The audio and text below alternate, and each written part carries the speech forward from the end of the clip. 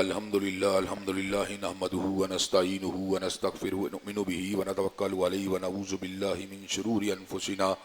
ومن سیئات اعمالنا من يهده الله فلا مضل له ومن يضلل فلا هادي له واشهد ان لا اله الا الله واشهد ان محمدا عبده ورسوله صلی اللہ علیہ وسلم اما بعد فإن خير الحديث كتاب الله وخير الهدي هدي محمد صلی اللہ علیہ وسلم وشر الامور محدثاتها وكل محدثة بدعة وكل بدعة ضلالة وكل ضلالة في النار اما بعد اعوذ بالله السميع العليم من الشيطان الرجيم قد كان لكم اسوة حسنة في ابراہیم۔ حضرات گرامی قدر، اللہ تبارک و تعالی خالق کل شیء ہے اور مالک کل شیء۔ اللہ تبارک و تعالی نے جمیع کائنات کو اپنی بندگی، اپنی پوجا اور اپنی عبادت کے لیے بنایا اور اس امر کا اعلان فرمایا وما خلقت الجن والانس الا لیعبدون، اور میں نے نہیں بنایا جنات اور انسان کو مگر اپنی پوجا، اپنی بندگی اور اپنی عبادت کے لیے۔ حمد و ثنا کے بعد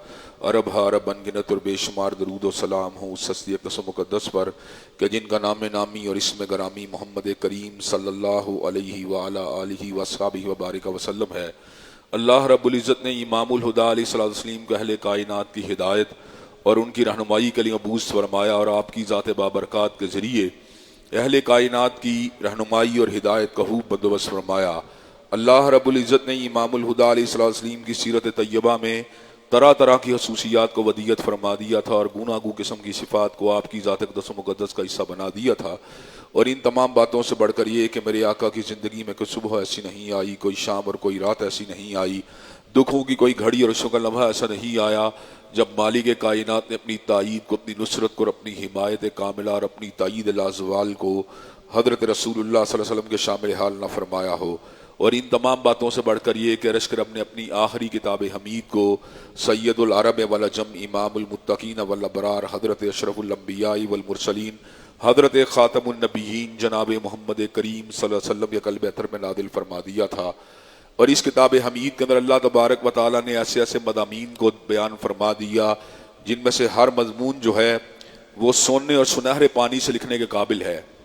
حضرات گرامی قدر،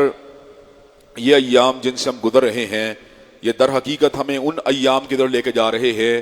جو شخصیت کی یاد تازہ کرتی ہے، جو شخصیت کائنات کے اندر حضرت رسول اللہ صلی اللہ علیہ وسلم کی ذات اقدس کے بعد سب سے معزز، سب سے مکرم اور سب سے متخر ہستی ہے۔ حضرات گرامی قدر، اللہ تبارک و تعالیٰ نے قرآن مجید میں ہمیں دو مقدس باپوں سے متعارف کروایا۔ عیسائی تو اللہ تبارک و تعالیٰ کی ذات کو مقدس باپ کا درجہ دیتے ہیں، لیکن حقیقت بات یہ ہے کہ اللہ تبارک و تعالیٰ اب نہیں بلکہ رب ہے، اور جو رب ہوتا ہے وہ اب نہیں ہوتا، اور جو اب ہوتا ہے وہ رب نہیں ہوتا۔ اب کے اندر شفقت ہوتی ہے، محبت ہوتی ہے، پیار ہوتا ہے، اس کا ایک نمونہ ہوتا ہے، اس کی سیرت، اس کا ایک کردار ہوتا ہے جو اپنی اولاد کے اوپر غیر معمولی اور انمٹ قسم کے اثرات کو چھوڑتا ہے۔ اگر باپ جھوٹا ہوگا تو بچے کے جھوٹے ہونے کے امکانات بڑھ جائیں گے، یہ الگ بات ہے کہ اللہ تبارک و تعالیٰ کئی ایک کو ہدایت دے دیتا ہے۔ اگر باپ نیک ہوگا تو بیٹے کی نیکی کے امکانات بھی بڑھ جائیں گے، یہ الگ بات ہے کہ اللہ تبارک و تعالیٰ کئی مرتبہ اولیاء اللہ کے یہاں پر بھی بڑے بڑے فساق اور بڑے بڑے فجار کو پیدا کر دیتا ہے، اس لیے کہ یخرج الحی من المیت، کہ وہ مردوں سے زندوں کو پیدا کرنے والا اور زندوں سے مردوں کو پیدا کرنے والا ہے۔ وہ مرغی سے انڈے کو اور انڈے سے مرغی کو پیدا کرنے والا ہے۔ انڈا دیکھنے میں مردہ ہے، لیکن اس مردہ انڈے سے اللہ تبارک و تعالی ایک چوں چوں کرنے والے زندہ وجود کو پیدا کرتے ہیں، اور زندہ وجود ہے مرغی جو چوں چوں کرتی ہے اور جس کے اندر اس کی اپنی ایک ادا ہے، اپنی ایک صدا ہے، اس کے اندر سے اللہ تبارک و تعالی ایک مردہ انڈے کو پیدا کرتے ہیں۔ اسی طرح اللہ تبارک و تعالی سیدنا نوح جو کہ زندہ تھے، ان کے گھر ایک مردہ بیٹے کو پیدا کرتے ہیں جو دیکھنے میں زندہ ہے لیکن قلب کے اعتبار سے مردہ ہے۔ ابو جہل خود مردہ تھا، لیکن اللہ تبارک و تعالیٰ نے اس کے یہاں پر زندے کو پیدا کیا۔ اکرمہ بن ابی جہل کو پیدا کیا جو کہ زندہ تھے، اور اللہ تبارک و تعالیٰ نے ان کو جنتوں کا راہی بنا دیا۔ حضرات گرامی قدر، لیکن جو عمومی ٹرینڈ ہے، جو جنرل ٹرینڈ ہے، وہ یہی ہے کہ اللہ تبارک و تعالیٰ باپ کی سیرت کو بیٹے کے دل کے اوپر بھی نقش کرتے ہیں، دماغ کے اوپر بھی نقش کرتے ہیں، اور اس کے افعال، اس کے اقوال اور اس کے اعمال کے اوپر باپ کی سیرت کے بڑے ہی گہرے اثرات مرتب ہوتے ہیں۔ ہم چھوٹی عمروں کے تھے جب حضرت علامہ شہید دنیا سے رخصت ہوئے، لیکن آج بھی 15 برس کی عمر کے اندر چند برس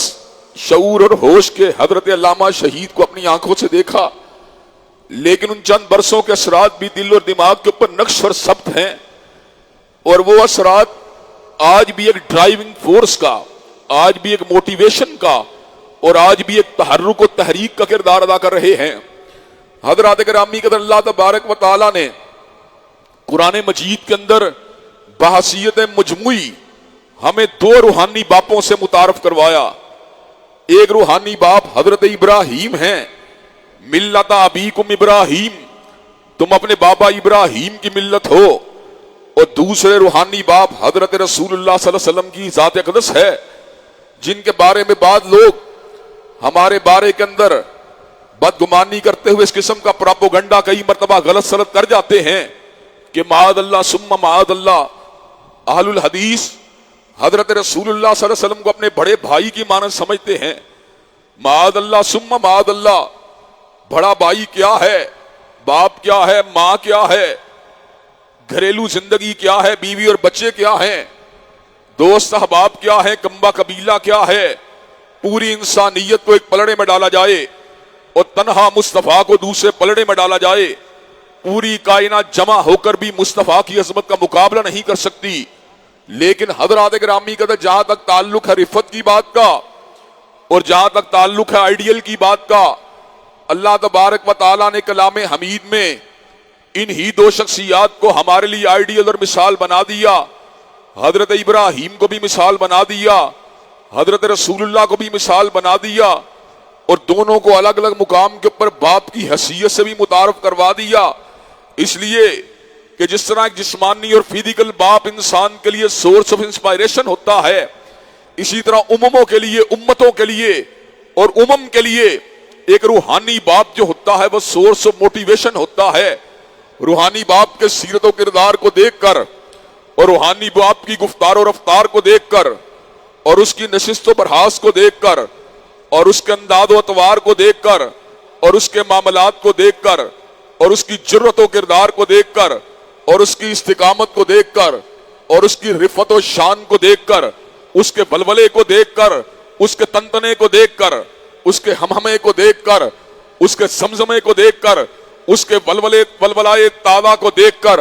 اور اس کی اللہ تبارک و تعالیٰ سے والہانہ محبت کو دیکھ کر، اور اس کی توحید قادر مطلق سے پیار اور ورفتگی کو دیکھ کر بیٹے کے اندر بھی یہ بات پیدا ہوتی ہے، میرا باپ اتنا بلند تھا تو میں باپ کا 1000واں حصہ نہیں 1,00,000واں حصہ بھی اگر اپنا کردار ادا کروں اور اس کے فٹ سٹیپس کو فالو کروں اور اس کی سیرت و کردار کو اپنی زندگی میں جگہ دینے کی کوشش کروں تو یہ میرے لیے کتنی بڑی سعادت کی بات ہو سکتی ہے۔ حضرات گرامی قدر، حضرت ابراہیم علیہ السلام کو اللہ تبارک و تعالیٰ نے ملت ابیکم ابراہیم کہہ کے پکارا کہ تم اپنے بابا ابراہیم کی ملت ہو، ساتھ ہی اعلان فرمایا الگ مقام کے اوپر قد کانت لکم اسوۃ حسنۃ فی ابراہیم، تم سب لوگوں کے لیے ابراہیم علیہ السلام کی سیرت و کردار میں بہترین رہنمائی موجود ہے۔ اور دوسری شخصیت جو میرے آقا کی شخصیت ہے، میرے آقا یہ نامدار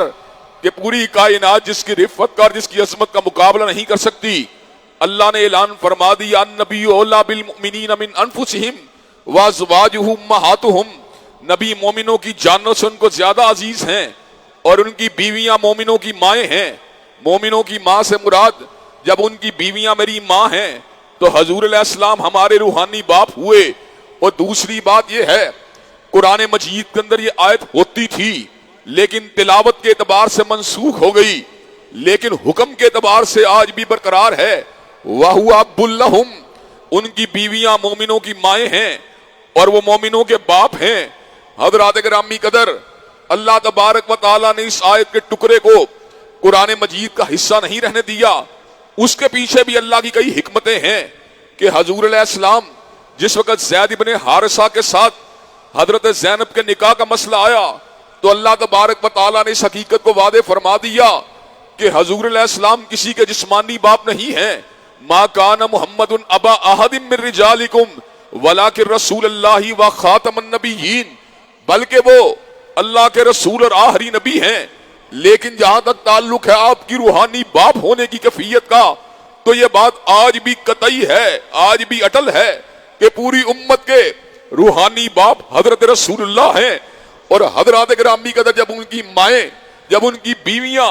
ہماری ماؤں کی حیثیت رکھتی ہیں تو ظاہری بات ہے وہ ایک مقدس باپ کی حیثیت رکھتے ہیں۔ حضرات گرامی قدر، مقدس باپ کا چلن، اس کی ادا، اس کی گفتار، اس کی رفتار، اس کی ادا، اس کی سیرت و کردار ہم سب کے لیے نمونہ ہے۔ لیکن حضرات گرامی قدر، کئی مقامات ایسے آتے ہیں جہاں پر خود حضرت رسول اللہ کو اللہ نے مخاطب ہو کے کہا فاصبر کما صبر اولو العزم من الرسل، کہ حبیب علیہ السلام آپ نے ویسے صبر کرنا ہے جیسے اولو العزم انبیاء نے صبر کیا۔ اور کئی مقامات ایسے آتے ہیں جہاں پر اللہ تبارک و تعالیٰ نے اس امر کا اعلان فرما دیا کہ حضرت رسول اللہ صلی اللہ علیہ وسلم آپ کی شخصیت، اس کے اوپر یہ بات لازم ہے کہ آپ بھی ملت ابراہیم کا اتباع کریں، ملت ابراہیم کے اوپر چلیں۔ چنانچہ ہمیں بہت سے مناسک اگر حاصل ہوئے، بہت سی عبادات کے انداز و اطوار اگر حاصل ہوئے، سیدنا ابراہیم سے حاصل ہوئے۔ حضرات گرامی قدر، حج و عمرے کا ایک عظیم الشان سلسلہ ہمیں حضرت ابراہیم سے حاصل ہوا، قربانی کا ایک عظیم الشان فلسفہ ہمیں حضرت ابراہیم سے حاصل ہوا، حضرات گرامی قدر نماز کا اور بیت اللہ کے طواف کا اور بیت اللہ کی زیارت کا اور بیت اللہ کی خدمت کا ہمیں انداز و اطوار اگر حاصل ہوئے، حضرت ابراہیم خلیل اللہ سے حاصل ہوئے۔ حضرت ابراہیم علیہ السلام نے ایک ایسی زندگی گزاری جو زندگی اس اعتبار سے بڑی ہی رنگین ہے اور بڑی ہی دل فریب ہے اور بڑی ہی خوشنما ہے کہ آپ نے ایک ایسی کنٹریبیوشن کی، ایک ایسی کنٹریبیوشن کی جس کنٹریبیوشن کا مقابلہ کسی دوسری کنٹریبیوشن کے ساتھ نہیں کیا جا سکتا۔ حضرت رسول اللہ پہ اللہ نے شریعتوں کو تمام فرما دیا، اللہ نے آپ کی ذات کے پر تمام شرائع کو جمع فرما دیا، لیکن کیا وجہ ہے کہ اللہ تبارک و تعالیٰ نے حضرت ابراہیم علیہ السلام کے اسوے کو بھی رہتی دنیا تک کے لیے اسوہ کامل بنا دیا؟ اس کی بنیادی وجہ یہ ہے آپ نے ایک ایسی کنٹریبیوشن کی ہے، آپ نے ایک ایسی سروس کو رینڈر کیا، آپ نے ایک ایسی خدمت کی جو کائنات کے لوگوں کے لیے ایک یارڈ سٹک کی، ایک نشان منزل کی حیثیت رکھتی ہے۔ حضرات گرامی قدر، ایک گول کی حیثیت رکھتی ہے، ایک ٹارگٹ اور ایک ہدف کی حیثیت رکھتی ہے۔ میں نے کوشش کی ملوں کو بنانے کی کوشش کی، آپ نے کوشش کی مربوں کو بنانے کی کوشش کی، آپ نے کوشش کی بینک بیلنس کو چلانے کی کوشش کی، میں نے کوشش کی انجمن کو تشکیل دینے کی کوشش کی، جماعت کو بنانے کی کوشش کی، لیکن ابراہیم علیہ السلام کی کنٹریبیوشن کیا ہے؟ ابراہیم کے بارے میں اللہ نے کیا کہا؟ وَجَعَلَهَا کَلِمَةً بَاقِيَةً فِي عَقِبِهِ، کہ ابراہیم نے دعوت توحید کو، ابراہیم نے دعوت توحید کو اپنے پیچھے آنے والوں کے لیے ایک زندہ دعوت بنا دیا۔ حضرات گرامی قدر، لا الہ الا اللہ ایک حقیقت کا نام تھا، لا الہ الا اللہ ایک کنکریٹ ریالٹی کا نام تھا، لا الہ الا اللہ ایک ٹھوس حقیقت کا نام تھا، لیکن ابراہیم نے کیا کیا؟ وَجَعَلَهَا کَلِمَةً بَاقِيَةً فِي عَقِبِهِ، ابراہیم علیہ السلام نے اس ریالٹی کو، اس دور کے اندر اس کے فلیگ کو اٹھا لیا، اس دور کے اندر اس کے علم کو اٹھا لیا، اس دور کے اندر اس کی شمع کو جلا دیا، جب ہر طرف سے باطل جو تھا عقیدہ توحید کو دبانے کے لیے ہر طرف سے حملے کر رہا تھا۔ ابراہیم علیہ السلام کو پتا تھا اگر آج میں نے کلمہ توحید کو ایک زندہ دعوت کی حیثیت سے اپنے کردار سے روشن نہ کیا تو کل کل آنے والے لوگوں کے لیے کوئی ایسا اسوہ موجود نہیں ہوگا جس اسوے کو اختیار کر کے لوگ توحید کے ساتھ اپنی والہانہ وابستگی کے حق کو اور اپنی کمٹمنٹ کے حق کو ادا کر سکیں۔ حضرات گرامی قدر، ابراہیم علیہ السلام نے کیا کیا؟ وَجَعَلَهَا کَلِمَةً بَاقِيَةً فِي عَقِبِهِ، ابراہیم علیہ السلام نے اپنے ترکے کے اندر ملوں کو نہیں چھوڑا، مربوں کو نہیں چھوڑا، جائیدادوں کو نہیں چھوڑا، بلکہ ابراہیم نے اپنے ترکے میں دعوت توحید کو چھوڑا ہے۔ حضرات گرامی قدر، بات سمجھانے کے لیے کچھ یوں کر دینا چاہتا ہوں کہ حضرت حافظ یحییٰ شرک پوری رحمت اللہ علیہ شرک پور کے اندر تا عرصہ دراز تک اللہ تبارک و تعالیٰ کی توحید کی دعوت دیتے رہے، اور اس کے بعد جب اللہ تبارک و تعالیٰ کو منظور ہوا تو اللہ کے حکم کے ساتھ اس دنیا سے رخصت ہوئے۔ آج جب شرک پور میں جاتے ہیں تو توحید کی دعوت کے اثرات واضح طور پر شرک پور کی سرزمین کے اوپر محسوس ہوتے ہیں۔ ایسے عالم میں یہ بات کہنی پڑتی ہے، شرک پور کے علاقے کو توحید کی دعوت کے ساتھ حضرت یحییٰ شرک پوری نے معمور فرما دیا۔ حضرات گرامی قدر گجرانوالہ کے اندر حضرت مولانا اسماعیل سلفی رحمت اللہ علیہ نے دعوت توحید کے علم کو اٹھا دیا۔ آج اگر بات کی جائے گجرانوالہ میں ہر سو دعوت توحید کے ساتھ وابستگی رکھنے والے لوگ نظر آتے ہیں، تو یہ بات کہی جا سکتی ہے کہ مولانا اسماعیل سلفی نے گجرانوالہ کے شہر کو دعوت توحید کے نغمے سے معمور فرما دیا۔ اللہ تبارک و تعالیٰ نے ان علاقائی جو دعوتیں بعد میں علماء اور ائمہ ادا کرتے رہے، ان کے جد امجد اور ان کے روحانی باپ حضرت ابراہیم کی اس عظیم الشان کنٹریبیوشن کا ذکر کیا۔ جب زمانہ اور دہر، جب عہد اور زمان و مکا ظلمات کے اندھیرے میں ڈوبا ہوا تھا، جب لوگوں کو اپنے خالق و مالک کی پہچان نہ تھی، جب لوگ جو تھے اپنے خالق کی تلاش میں سرگرداں تھے، جب لوگ اپنے مالک کی پہچان میں الجھاؤ کا شکار تھے، جب لوگ اللہ کی وحدانیت اور یکتائی کے بارے میں شکوک و شبہات کا شکار تھے، جب لوگ مقصد تحلیق کے بارے میں الجھنوں کا شکار تھے، اس وقت ایک جوان رانا اٹھا تھا جس کا نام ابراہیم تھا۔ ابراہیم نے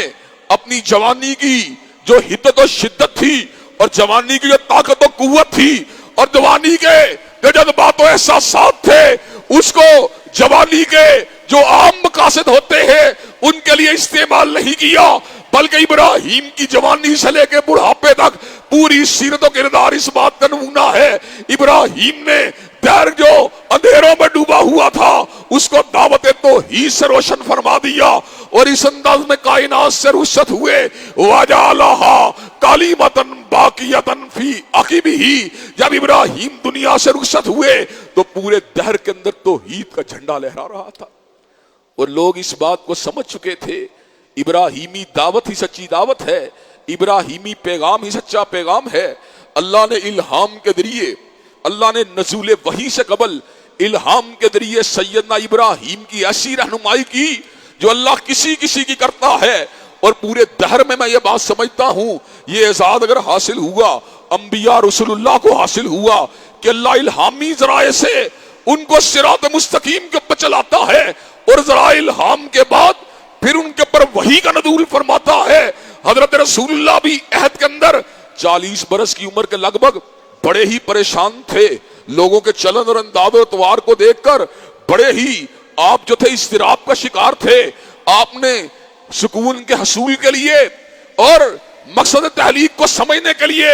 اور کائنات کے اسرار و رموز کو پہچاننے کے لیے بت پرست معاشرے کے اندر، اجرام سماویہ کی پوجا کرنے والے سماج کے اندر، اور دوئی اور سنویت کے جو تھے فلسفوں کے درمیان اور تثلیث کی غلط دعوت کے درمیان، حضرت رسول اللہ نے اپنا مسکن غار ہرا کو بنا لیا۔ غار ہرا کی تنہائیوں میں حضور علیہ السلام جو تھے وہ کائنات کے اسرار و رموز کے اوپر مرتکز ہو کے توجہ فرماتے رہے، جس طرح آپ کے بابا ابراہیم نے کائنات کے اسرار و رموز کے اوپر غور فرمایا، حضرت رسول اللہ نے بھی کائنات کے اسرار و رموز کے اوپر غور فرمایا۔ پھر کیا نتیجہ نکلا؟ حضرت رسول اللہ صلی اللہ علیہ وسلم کو اللہ تبارک و تعالی نے جب کائنات کی حقیقتوں کو اور خالق کائنات کی پہچان کے لیے کوشاں پایا، تو اللہ تبارک و تعالیٰ نے آپ کے سینے کو پھر انوار و تجلیات کا مرکز بنا دیا۔ اللہ نے آپ کے اوپر پیدر پہ پھر الہامات کا نزول فرما دیا۔ رویا صادقہ کے ذریعے آپ کے قلب کو جو تھا اس کے اوپر ایک کشف کا نزول فرما دیا۔ حضرات گرامی قدر اتنے سچے خواب، اتنے سچے خواب، اتنے سچے خواب کہ جو رات کو خواب آتا وہ سپیدہ سحر بن کے ظاہر ہو جاتا۔ جس رات کو خواب دیکھتے حضرات گرامی قدر وہ مجسم ہو کر سامنے آ جاتا۔ حضرات گرامی قدر اتنا قلب کو اللہ نے مصفا فرما دیا، اتنا قلب کو اجلا فرما دیا، اتنا قلب کے اوپر الہام کا نزول فرما دیا کہ کائنات کے اسرار و رموز کے لیے سرگردہ اور جستجو کے اندر مصروف میرے آقا حضرات گرامی قدر 6 مہینے تک آپ کو سچے خواب آتے رہے، وہ سچے خواب جو بغیر تعبیر، لمبی چوڑی تعبیر کے بغیر اسی طرح پورے ہو جایا کرتے تھے جس طرح آپ نے حالت خواب میں منظر کو دیکھا ہوتا تھا۔ حضرات گرامی قدر، اسی لیے حضور علیہ السلام کا اپنا فرمان مبارک ہے کہ جو سچا خواب ہے، جو سچا خواب ہے یہ وحی کا 46واں حصہ ہے۔ کئی لوگ اس کے بارے میں متردد ہو کے سوال کرتے ہیں سچے خواب کو وحی کا 46واں حصہ کیوں قرار دیا گیا؟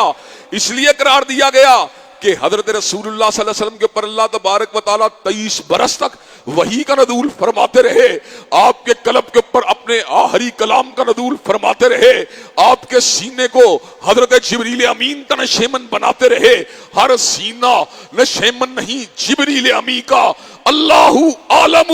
حیث یجعل رسالتا، اللہ کو پتا تھا کہ کائنات کے اندر نبوت اور رسالت نے کس کے اوپر تمام ہونا ہے۔ حضرات گرامی قدر، اسی قلب کے اوپر جس کے اوپر 23 برس تک جبریل امی کا نزول ہوتا رہا، اللہ تبارک و تعالیٰ کے کلام کے ساتھ اسی قلب کے اوپر اللہ تبارک و تعالیٰ 6 مہینے تک سچے خوابوں کے ذریعے حضرت رسول اللہ صلی اللہ علیہ وسلم کو مقام وحی کے قریب فرماتے رہے۔ حضرات گرامی قدر، 23 برس کی مدت کو 6 مہینے کے ساتھ کیا نسبت ہے؟ 6 مہینے کو 23 سال کے ساتھ 46ویں حصے کی نسبت ہے۔ اسی لیے حضرت رسول اللہ نے سمر کا اعلان فرما دیا، مومن کا خواب وحی کا 46واں حصہ ہوتا ہے، یعنی وحی کے جو دورانیہ ہے وہ 23 برس ہے اور خوابوں کا دورانیہ 6 مہینے ہے، یعنی خواب اور وحی کا آپس میں جو تعلق ہے وہ 46ویں مدت کا ہے۔ چنانچہ حضرات گرامی قدر، آج بھی اللہ تبارک و تعالی ان بندوں کے قلوب کے اوپر جو ہے اچھے خوابوں کا جو ہے ان کا جو ہے صدور فرماتے ہیں۔ جو لوگ اللہ کی طرف ملتفت ہوتے ہیں، اللہ کے رجوع کرنے والے ہوتے ہیں، شب زندہ دار ہوتے ہیں، تہجد گزار ہوتے ہیں، نگاہوں کو جھکانے والے ہوتے ہیں، غیر محرم سے اجتناب کرنے والے ہوتے ہیں، کبیرہ اور صغیرہ گناہوں سے بچنے والے ہوتے ہیں، ہر ممکن کوشش وضو کے اندر اپنے اوقات کو جو ہے وہ گزارنے والے ہوتے ہیں، صبح و شام کے اذکار کرنے والے ہوتے ہیں اور اللہ تبارک و تعالیٰ کے کلام کی تلاوت کرنے والے ہوتے ہیں۔ حضرات گرامی قدر، حضرت رسول اللہ کا اسوہ ایک کامل کی حیثیت سے کائنات کے لوگوں کے لیے نمونہ بنایا گیا۔ اسی طرح آپ سے قبل حضرت ابراہیم کی ذات کو بھی ہمارے لیے نمونہ بنایا گیا۔ کیوں نمونہ بنایا گیا؟ کس وجہ سے نمونہ بنایا گیا؟ کیا آپ کی کنٹریبیوشن ہے؟ کیا آپ کا کردار ہے؟ اس کو اختصار سے بات کروں، باقی تفاصیل جو ہیں وہ تو انشاءاللہ اگلے خطبہ جمعہ میں آپ حضرات کے گوش گدار کی جائیں گی۔ حضرات گرامی قدر، حضرت ابراہیم علیہ السلام نے 2 چیزوں کی قربانیاں دی ہیں۔ ایک آپ نے محبت کی قربانی دی ہے،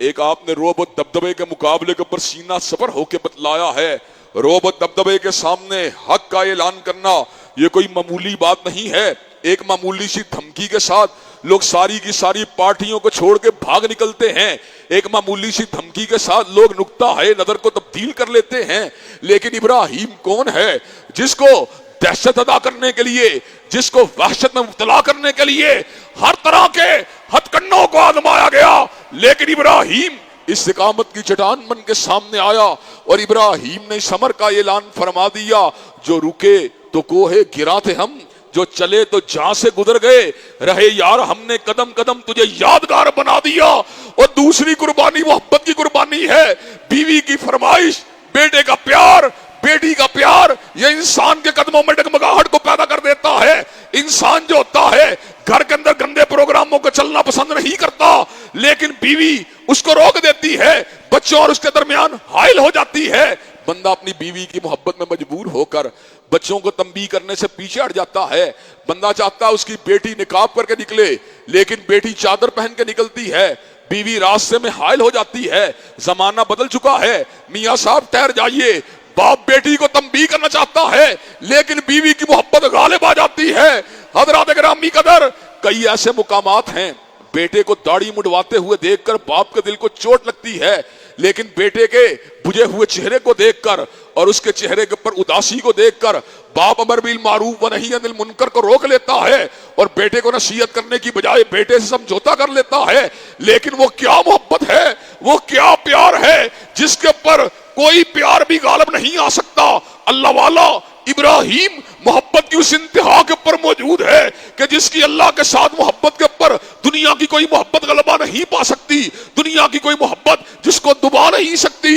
دنیا کی کوئی محبت جس کو مٹا نہیں سکتی. اس لیے ابراہیم کو خلیل اللہ کہا گیا کہ جس کے دل کے تاروں میں غیر اللہ کی محبت موجود ہی نہیں تھی. وہ اللہ تبارک و تعالیٰ سے اتنی محبت کرنے والا اور اتنا پیار کرنے والا کہ حضرات گرامی کے اندر پیار کی ہر انتہا اس کو اللہ کے ساتھ تھی. چلتے چلاتے ایک حدیث آئی ہے جس کے اوپر اپنی بات کو ختم کروں گا. حضرت رسول اللہ کو مخلوقات میں سے سیدنا صدیق کے ساتھ بڑا ہی پیار تھا، لیکن حضرت رسول اللہ نے ایک مرتبہ یہ بات فرمائی، اگر میں نے خلیل بنانا ہوتا تو میں ابو بکر کو خلیل بناتا، لیکن چونکہ اللہ کو میں نے اپنا خلیل بنایا ہوا ہے اس لیے ابو بکر کو بھی خلیل نہیں بنایا. حضرات گرامی قدر ابو بکر صدیق ہے، یار غار ہے، لیکن حضرت رسول اللہ بھی خلیل اللہ ہے اور حبیب اللہ ہے. حضرت رسول اللہ اللہ سے محبت کرنے والے اور اللہ حضرت رسول اللہ سے محبت کرنے والا. حضرات گرامی قدر اس لیے حضرت رسول اللہ نے اپنے شرف کے بارے میں کہا تھا کہ میں حبیب اللہ ہوں. انبیاء ان کے اپنے اپنے اوصاف ہیں، لیکن حضرت رسول اللہ اللہ کے محبوب ہیں. حضرت ابراہیم کی کنٹریبیوشن میں خوف کے سامنے سینہ صبر ہونا شامل ہے، اور حضرت ابراہیم کی عظیم الشان کنٹریبیوشن میں محبتوں کی قربانیاں شامل ہیں. ابراہیم نے کیا کیا؟ کس انداز کے اندر اللہ سے محبت کا اور اللہ کی حشیت کا اور اللہ سے تعلق داری کا حق ادا کر دیا کہ اللہ کو خود ان کی پیار اور محبت کو دیکھتے ہوئے الفاظ اللہ نے نازل فرما دیے. وَإِذِ ابْتَلَىٰ إِبْرَاهِيمَ رَبُّهُ بِكَلِمَاتٍ کہ جس وقت اللہ نے ابراہیم کو مختلف طریقوں سے آزمایا، فَأَتَمَّهُنَّ تو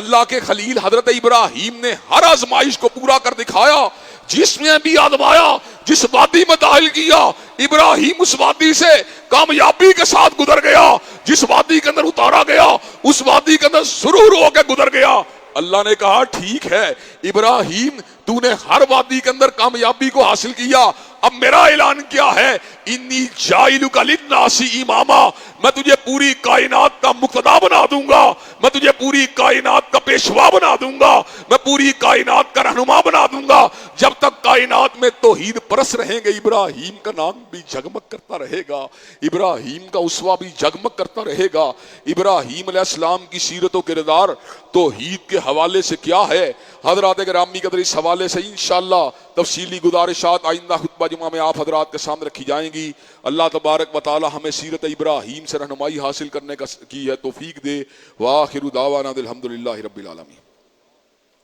الحمدللہ نحمدہ ونستعینہ ونستغفرہ ونؤمن بہ ونتوکل علیہ ونعوذ باللہ من شرور انفسنا ومن سیئات اعمالنا. من یہدہ اللہ فلا مضل له ومن يضلل فلا هادي له واشهد ان لا اله الا الله واشهد ان محمدا عبده ورسوله. اما بعد فان خير الحديث كتاب الله وخير الهدي هدي محمد صلى الله عليه وسلم وشر الامور محدثاتها وكل محدثة بدعة وكل بدعة ضلالة وكل ضلالة في النار. ڈاکٹر یہ دوسری حضرات گرامی قدر، حضرت ابراہیم علیہ السلام کی سیرت و کردار ہم سب کے لیے ایک اسوہ اور ایک نمونے کی حیثیت رکھتی ہے. حضرت ابراہیم علیہ السلام کی سیرت و کردار کو اللہ تبارک و تعالیٰ نے ایک ایکسیپشن کے ساتھ، ایک استثناء کے ساتھ ہمارے لیے اسوہ کامل بنا دیا، اور وہ استثناء کیا ہے انشاءاللہ آئندہ خطبہ جمعہ کے اندر ان چیزوں کا بھی ذکر آئے گا. ابراہیم علیہ السلام جو ہیں وہ ایمان اور اسلام کی ایک علامت ہیں. آپ نے جس انداز سے اللہ سے محبت کی، جس انداز سے اللہ کی بندگی کی، وہ رہتی دنیا تک لوگوں کے لیے نمونے کی حیثیت رکھتی ہے. اللہ ہم سب کو استقامت کا راستہ نصیب کرے. ہم وہ گناہگار لوگ ہیں، ہم وہ خطا کار لوگ ہیں، ہم وہ سیئات کے اندر ڈوبے ہوئے لوگ ہیں، اور ہم واللہ تبارک و تعالیٰ کی نافرمانیوں کے اندر الجھے ہوئے لوگ ہیں کہ اپنے گناہوں کی پاداش کے اندر بھی معمولی تکلیف کو سہنا پڑے تو کئی مرتبہ معاذ اللہ ثم معاذ اللہ شکوہ شکایت ہمارے دل اور لبوں کے اوپر آ جاتی ہے. لیکن ابراہیم کیسی چٹان کا نام ہے، ابراہیم کیسے پہاڑ کا نام ہے، ابراہیم کیسے صحرا کا نام ہے، اور ابراہیم کیسے سمندر کا نام ہے کہ حضرات گرامی قدر ہر تکلیف، ہر آزمائش کے اوپر اللہ کی محبت کو غلبہ دیا، اللہ کی محبت کو اور اللہ کے پیار کو ہر چیز کے اوپر فوقیت دی. حضرات گرامی قدر ہم بڑے ہی گناہگار ہیں، ہم بڑے ہی خطا کار ہیں، ہمیں استقامت کے راستے کو بچلانے کے لیے حضرت رسول اللہ کا اسوہ ہمارے لیے نمونہ ہے، اور حضرت ابراہیم علیہ السلام کی سیرت و کردار ہمارے لیے نمونہ ہے۔ حضرات گرامی قدر، آپ کی سیرت ہم سب کے لیے سورس آف انسپائریشن ہے۔ آپ ہمارے روحانی باپ ہیں، اور آپ کی ملت کی اتباع کرنا یہ ہم سب کے لیے ضروری ہے۔ حضرت ابراہیم کی عظیم الشان کنٹریبیوشن اپنے پیچھے دعوت توحید کو زندہ رہنے والی دعوت بنا دیا۔ اللہ تبارک و تعالی ہم سب کو حضرت ابراہیم کے فٹ اسٹیپس پہ چلنے کی توفیق دے۔ حضرات گرامی قدر، اس کے ساتھ ساتھ بعض اہم امور کی طرف آپ کی توجہ کو مبذول کروانا چاہتا ہوں۔ ڈاکٹر عافیہ صدیقی 20 برس سے زیادہ عرصے سے امریکہ کی قید کے اندر موجود ہیں۔ بے جرم جو ہے وہ مجرم ہے۔ حضرات گرامی قدر، اس کا کوئی بھی جرم نہیں اس بات کے سوا کہ وہ پاکستانی مسلمان عورت ہے، وہ صلیبیوں کے شکنجے کے اندر موجود ہے۔ اس کو شکنجے سے باہر نکالنے کے لیے حضرات گرامی قدر امریکہ کے اپنے ہی سرزمین سے ایک صلیبی وکیل جو ہے وہ اٹھتا ہے، جو اس ظلم اور بربریت کو دیکھ کے جس سے خاموش نہیں رہا جاتا۔ حضرات گرامی قدر، کلائیو سمتھ جو ہے اس کو اس بات کے اوپر تکلیف پہنچتی ہے کہ عافیہ کے اوپر ہونے والا ظلم تو جانوروں سے بھی زیادہ بدتر ہے۔ حضرات گرامی قدر، وہ سٹیک ہولڈرز کی تلاش کے اندر پاکستان کی سرزمین سے رابطہ کرتا ہے۔ سینیٹر مشتاق احمد کی قسمت جو ہے اس نے یاوری کی، اور ایک مرتبہ پھر اللہ نے ان کو یہ اعزاز دیا کہ اس کار خیر کے لیے اللہ تبارک و تعالیٰ نے ان کو منتخب فرما لیا۔ وہ سٹیک ہولڈر کے طور پر ڈاکٹر عافیہ صدیقی کی بہن کے ہمراہ امریکہ کے اندر پہنچے۔ حضرات گرامی قدر، اس وقت امریکہ کے جیل خانے کے اندر جو ایک عرصے سے سیگریگیشن تھی وہ اس اعتبار سے دور ہو چکی ہے کہ کمیونیکیشن اور مذاکرات اور گفتگو کا سلسلہ شروع ہو چکا ہے۔ وہ کیسی چٹان کا نام ہے، ڈاکٹر عافیہ کیسے مجسمہ استقامت کا نام ہے، اور ڈاکٹر عافیہ کس قدر بہادر اور دلیر عورت کا نام ہے، اور ڈاکٹر عافیہ کس قدر استقامت کی چٹان کا نام ہے کہ حضرات گرامی قدر 20 برس سے زیادہ عرصہ ابتلاؤں سے گزرنے کے باوجود بھی آج بھی حاضر دماغ ہے، آج بھی اس کی سینسز جو ہیں وہ خراب نہیں ہوئی، آج بھی اس کی عقل میں فطور نہیں آیا، آج بھی اس کا دماغ قائم و دائم ہے، آج بھی اس کے اعصاب میں قوت ہے۔ ہم اپنی بہن کو سلوٹ پیش کرتے ہیں اور یہ بات سمجھتے ہیں ہمارے اجتماعی مطالبات کے ذریعے ڈاکٹر عافیہ صدیقی کو انشاءاللہ اللہ تبارک و تعالی سرزمین پاکستان میں واپس لے کے آئے گا۔ حکمرانوں کے ضمیروں کو جھنجھوڑنے کے لیے حضرات گرامی قدر مجھے یہ بات بتلائیے کہ آپ ڈاکٹر عافیہ صدیقی کی رہائی کا مطالبہ کرنے کے لیے تیار ہیں انشاءاللہ؟ کیا اس کی رہائی کی آواز اٹھانے کے لیے تیار ہیں انشاءاللہ؟ حضرات گرامی قدر، دوسری بات، حافظ عبدالسلام بن محمد بھٹوی رحمت اللہ علیہ، جو کہ حضرت حافظ محمد گوندلوی رحمت اللہ علیہ کے ارشد تلامذہ میں شامل تھے، حضرت علامہ شہید کے قریبی ساتھی تھے، وہ دنیا میں نہیں رہے۔ ان کے لیے دعائے مغفرت اور نگاہبانہ نماز جنازہ پڑھانا یہ ان کا ہمارے اوپر حق ہے۔ آج ہم ان کے لیے دعائے مغفرت کریں گے، کل کوئی ہمارے جنازوں کو جاتا دیکھ کر ہمارے لیے بھی کلمہ خیر کہہ دے گا، ہمارے لیے بھی دعائے مغفرت کر دے گا۔ اور تیسری بات، چلڈرن ہسپتال کے اندر امچور بچے کی ولادت کے بعد ڈاکٹر نے بڑی کوشش کی کہ بچے کو بچا لیا جائے، لیکن قسمت نے یاوری نہ کی۔ اللہ کو یہی منظور تھا۔ حضرات گرامی قدر، یہ کہاں کا اصول ہے کہ بچے کی وفات کے اوپر ڈاکٹر کی ہڈیاں توڑ دی جائیں، اس کے دماغ کے اوپر حملہ کیا جائے، اس کی ناک کی ہڈی کو توڑ دیا جائے؟ یہ معاشرے میں اشتعال انگیزیاں، یہ معاشرے میں عدم برداشت، یہ معاشرے کا اینگر کسی بھی طور پہ قابل قبول نہیں۔ ڈاکٹر پہ ظلم کرنے والے کا احتساب ہونا چاہیے کہ نہیں ہونا چاہیے؟ ڈاکٹر پہ جو ظلم کیا گیا ہے اسے قرار واقعات دلوائی جائے گی، اور انشاءاللہ اس ملک کو امن و سکون کا گہوارہ بنایا جائے گا۔ ان اللہ یامر بالعدل والاحسان وایتاء ذی القربى وینہی عن الفحشاء والمنکر والبغی سبحان ربک رب العزۃ عما یصفون وسلام علی المرسلین والحمد للہ رب العالمین۔